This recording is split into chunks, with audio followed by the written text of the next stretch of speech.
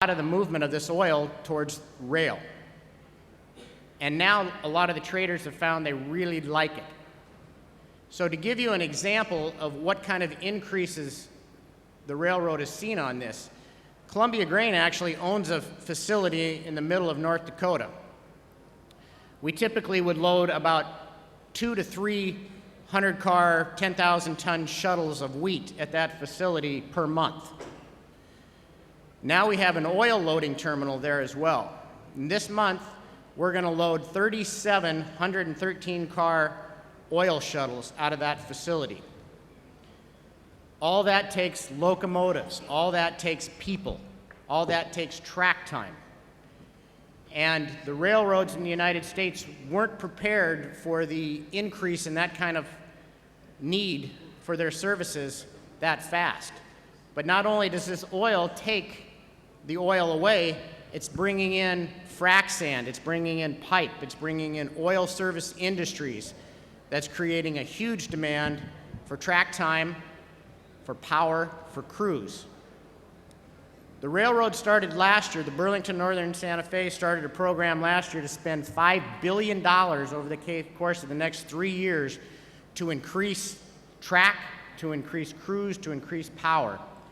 But one of the things that when you increase track, you reduce your production on that track while you're doing your construction. So last year they spent about 6 months of the year doing construction, adding to it, but reducing the amount of track time available for pulling power by 30%. And over the course of the next 3 years, you're going to see this continue in the March through October periods. So you're going to see this problem in the United States, I believe, for another 2 to 3 years before we get good fluidity in our rail movement. The other thing for the United States that we've seen a difference in the freight is that farmers in Canada that can't get their crop moved because of the large crop up there are trying to move product down to the United States. Again, taking up capacity, taking up track time, taking up elevations. We have also had a lot of weather delays over the course of the last 3 months. We've had record colds, record snows through many areas of the United States. As I said, there's been a big shift in resources towards oil. One of the theories, I think, on railroads' part is that the grain will always be there to move, but the oil is going to move one way or another right now. They can't shut down production, so they are doing everything they can to move the oil now. We also did have a record large corn crop and a very good soybean crop, which has put a lot of resources towards those crops as well. One of the things that I was kind of highlighting on earlier when I said that the markets are doing a good job of allocating their resources. In the wheat, the corn, and the soybean business, you can take your crop and you can get the margin out of the buyer. Our freight right now is costing us about $40 a ton above and beyond tariff. But we can get that out of the wheat market. We can get that out of the soybean markets in our exports. So we can price that freight in, but you can't get it out of pulses in most cases. So pulses have been sitting on the sidelines waiting for cheaper freight to move while we move the wheat, corn, and soybean crop. Again, if you look at the shift in carloads, you can see that grain, chemicals, coal are all down in the railroad movements where the crude oil movements are much higher. And you can see the increase in crude oil production by month over the last 4 to 5 years in the United States. So a quick little look at how we move our crops. As I said, you looked at the regions where they were at. If you look out in the Washington Pacific Northwest region, we move product by truck, by barge, and by rail to the ports for export. And in those cases, it can happen in 4 to 5 days if we're ready. But out in Montana and North Dakota, it's mostly all by rail, and it's a 3-week process from the time it leaves our facilities till it gets to port, and then another week to transload. So preparation is important in today's world with the railroads behaving the way they're behaving. you have to think more in a 3 to 4 month window for buying as opposed to thinking that you're going to buy anything in the nearby period. A quick look at the economies based upon new crop prices that we've seen in the market lately. You can see out in the eastern Washington area, the PNW region, soft white wheat is king out there. They're going to continue to grow that. But as they look at their rotational crops, lentils and garbanzos are the next best crops to grow. Looking at Montana, North Dakota, you can see that malt barley is the #1 crop to grow this spring, but green lentils, red lentils are all out there as a possibility. Yellow peas are the worst crop to grow this year. North Dakota, you can see green peas being competitive up there, so we'll see an increase, I believe, in there. So my expectations on seedings this year is green pea acreage will increase. Yellow pea acres will increase again this year. Lentil acreage will likely be sideways, if not lower. And chickpea acres should see a decrease somewhere in the neighborhood of about 20%. A look at some of the trends we're seeing. There's more domestic use for garbanzo.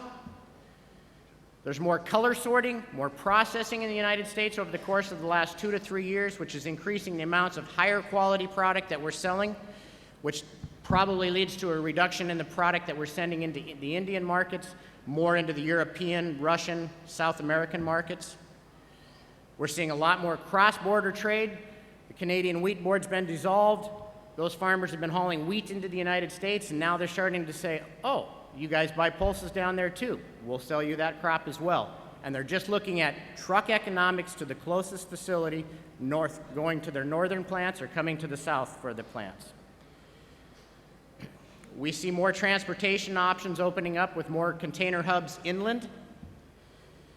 And we're definitely going to see an increase in bulk vessel business for both peas and lentils in the next coming years. So thank you very much.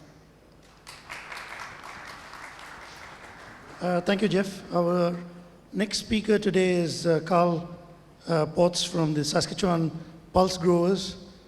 Saskatchewan has really been present in great strength over this conclave. We had the Minister Lyle Stewart speak yesterday, and there is quite a bit of effort that is going on in Saskatchewan, particularly in crop development and in working on the specialty crops area, and I'm sure that Carl will have more to say about it. Thank you, Vijay, and thank you to the organizers of the conclave for the opportunity to speak to this audience here today. I have only about 10 minutes or so I am going to move through my material quite quickly. What I will plan to touch on here this afternoon is the overall grain situation in Canada, some comments about 2013 production as well as 2014 forecast, and end off by talking about some factors to watch going forward. This chart just shows over the past 25 years or so the increase in Canadian pulse production over that time period. So you can see we've gone from under 1 million tons of production back in the early 1990s to touching up on 6 million tons of production in the most recent year. Production has increased at a faster rate than seeded area, which signals improvements in yield and productivity at the farm level. This chart shows where pulses as a group fit relative to some of the other crops in Canada. We have wheat that comes in the past year of about 30 million tons, canola somewhere between 15 and 20 million tons. Pulses as a group, as I mentioned before, are about 6 million, ahead of soybeans, oats, and flax, but behind wheat, canola, corn, and some other crops. Peas and lentils are our largest volume crop in Canada. Pea production in 2013 was about 3.8 million tons, followed by lentils at about 1.8 million tons. Dry beans would come in around the 200,000 ton mark, and chickpeas for 2013 underneath that, about 185,000 tons overall.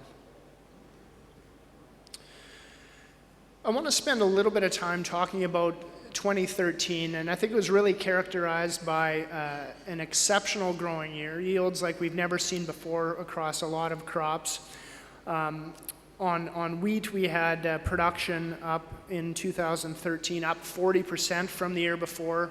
For canola, production was up 30% relative to the year before, and that's despite a 10% decline in seeded area in canola. Peas and lentils were up about 15% on slightly lower acreage as well. So in 2013, it really is an exceptional yield story, and something that I think, as much as we would like to see it, we can't assume is going to happen in upcoming years. In 2013, we had wheat yields up 25%. We had canola yields that were 42% higher than the previous year. For lentils, we'd be about 40% higher than the previous year, and for peas, about 30% higher. So this just goes to show the amount of additional grain production in Canada in 2013. If you look at wheat and canola alone, would be an increase of about 14 million tons relative to the previous year. So that's about 3.5 times the size of the total Canadian pea crop of additional wheat and canola that has to move through the system. So basically the result, and we've touched on it a lot here yesterday and today already, but it's really a constrained transportation system struggling to move all of that grain.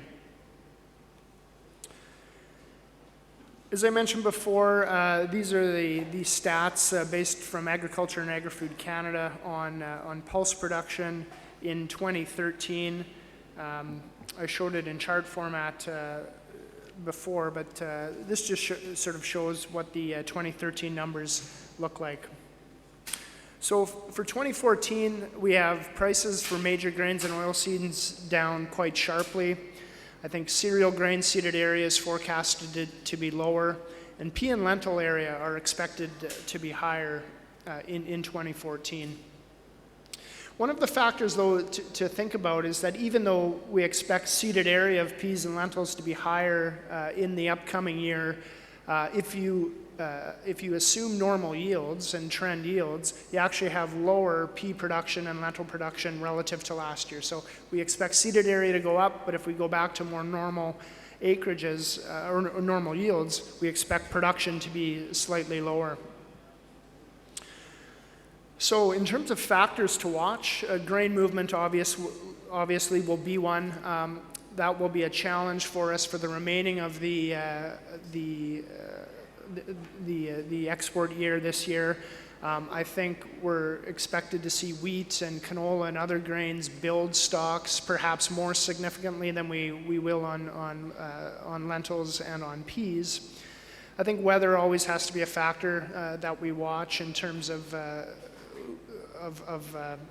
production throughout the growing season.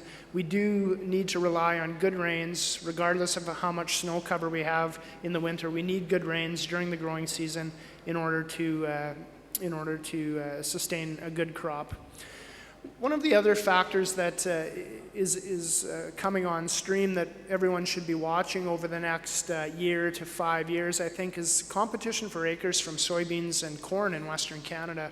In Manitoba, we've seen soybean acreage in that province exceed 1 million acres. They've had a very rapid adoption of soybeans in southern Manitoba, and there's a lot of investment from soybean and corn seed companies in Western Canada, putting more human resources, financial resources on the ground, and I think the genetics are not too far away from having a rapid expansion of soybeans and perhaps corn in Western Canada. So the implication for that is that I think soybeans will compete with lentils and peas to a certain extent for acres in southeastern Saskatchewan and other areas of Western Canada. So that's a factor I think everyone will need to watch over the next few years.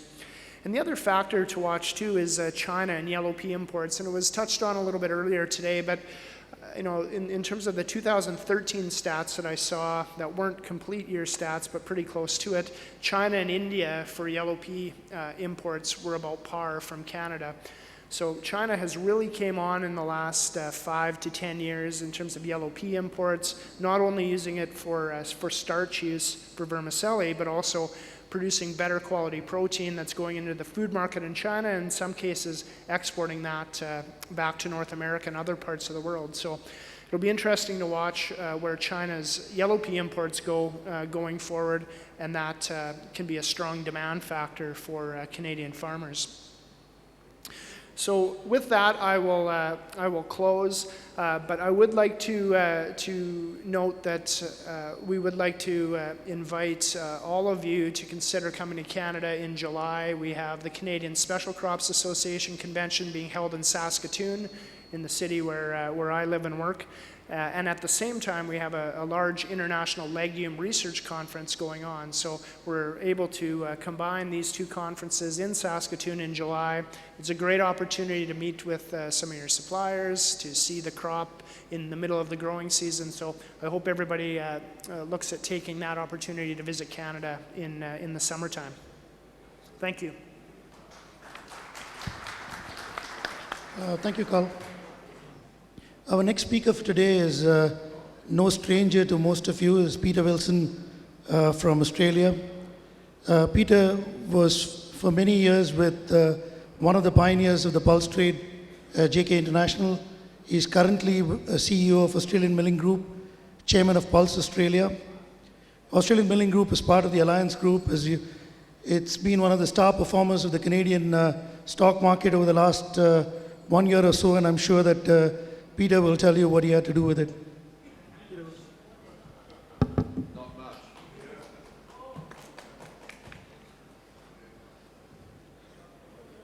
Namaste, namaskar, assalamu alaikum, bonjour, and of course, g'day, mates. To answer Vijay's question, I didn't have a lot to do with it. I think there's a lot smarter people than I around. Before I start my presentation, I want